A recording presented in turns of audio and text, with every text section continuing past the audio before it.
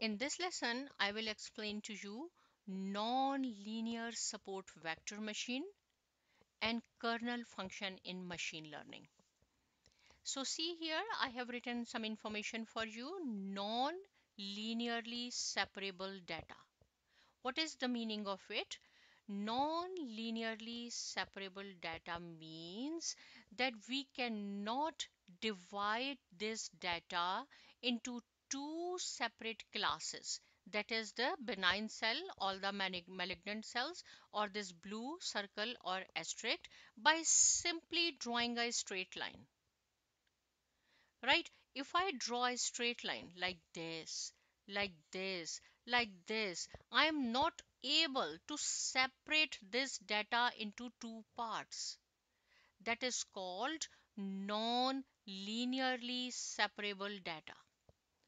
Right? We had discussed linearly separable data. Suppose if we have some points here, some here, if I make a straight line, which is called the hyperplane in machine learning, easily we have divided this data into two different classes. But non-linearly separable data, right?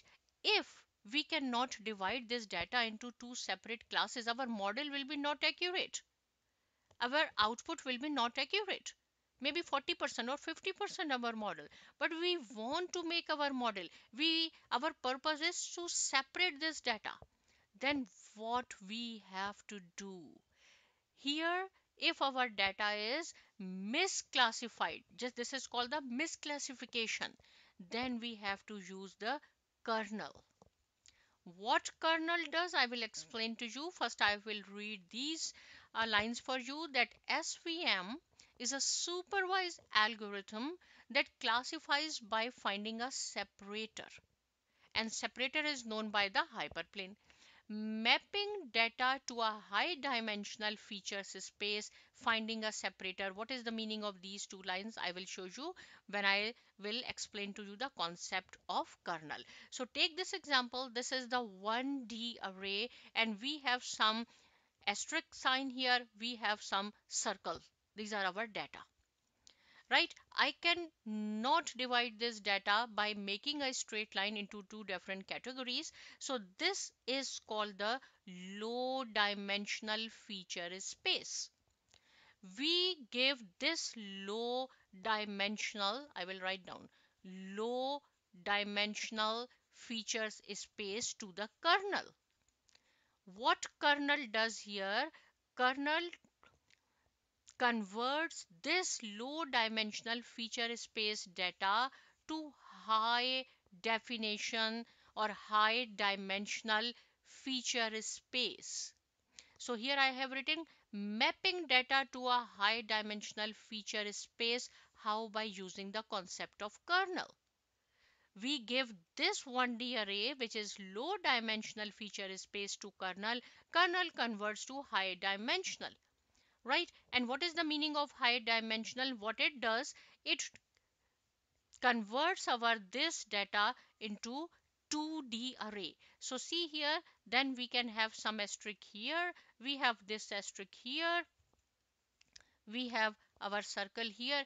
Easily we can make a straight line, which is called the hyperplane, and this hyperplane divides the data into two different classes. If we will give this asterisk, definitely you will say it belongs to this class. If we have a circle, definitely you will say we have this belongs to this class. So finding a separator, this is the separator, and this is the basic concept of kernel.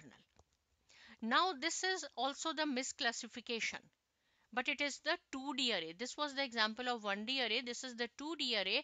We cannot divide by making the straight line. So we have to provide this data. This is the low definition data to kernel, and kernel then converts this to a high dimensional feature space. High dimensional is, now we are providing 2D array, so it will convert into 3D array. So here then you can see we have circle, it will separate, and here is the asterisk. Easily we can make the hyperlink which divides the two classes. See, this is one class, this is the second class. And again, the same concept we have to apply here in order to make the decision boundary, that this cell is closest to this. So we will draw one from here. Same thing, this is closest to here. We can draw one line here, and this is called the margin, right? So this is the margin. Big the margin if we have two or three different choices. So you have to select though that line as a hyperplane in which we have the highest margin, because if we have a big width, right, big margin, then it is very easy to classify different objects or different points in different areas. Now, these are the kernels. As I said that we will use the kernel. So what is actually kernel? We can use linear kerneling, polynomial, RBF means radio basic function, sigmoid function. All these kernels have their own characteristics, their own pros and cons, their own equations, right? So we cannot say that if we want to make one model, this linear is best, this is best. It based on trial and error. We will make, first we will use the linear kerneling, and then we will use polynomial and this, then we will see which kernel gives us accurate model. But all these things I'm not going to show you here because it involves too much math.